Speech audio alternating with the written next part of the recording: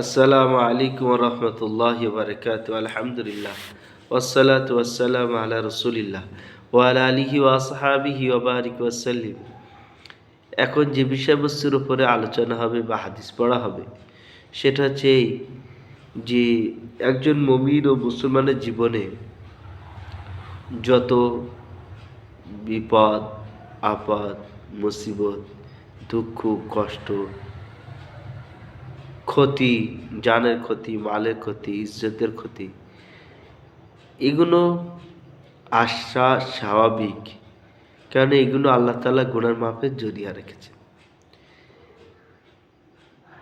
এমন কন্টিনিউ আসবে যে বান্দা শেষ পর্যন্ত মারাও যাবে, আল্লাহ তাআলার সাথে দেখা করবে যে তার শরীরে কোনো গুনাহ থাকবে না। আসুন হাদিস থেকে শুনি।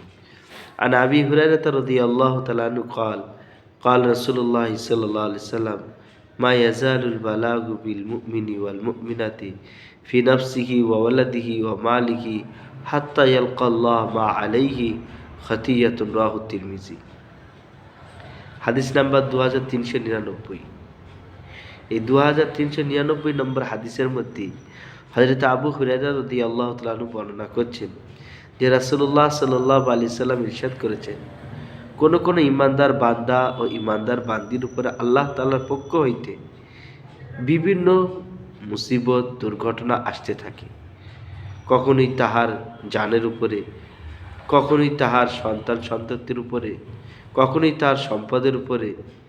ইয়ার ফলস্বরূপ তাহার গুনাহ ঝরিয়া যাইতে থাকে, অর্থাৎ তার শরীরে আর কোনো গুনাহ বাকি থাকে না।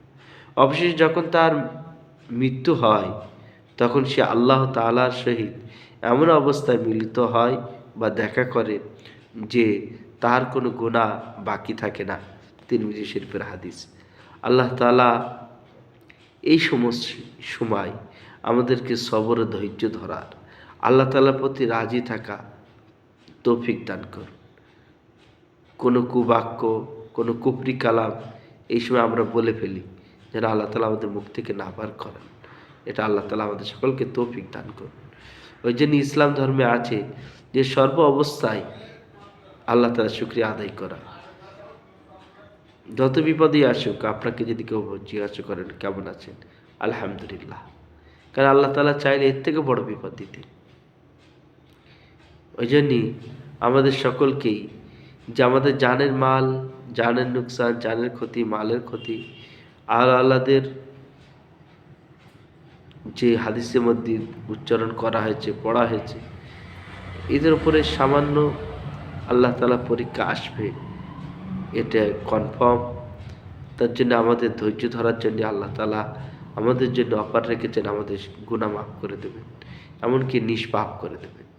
ওই জন্য আমাদেরকে এই সমস্ত সময়গুলো ধৈর্য ধরার তৌফিক দান করুন, বলুন আমিন।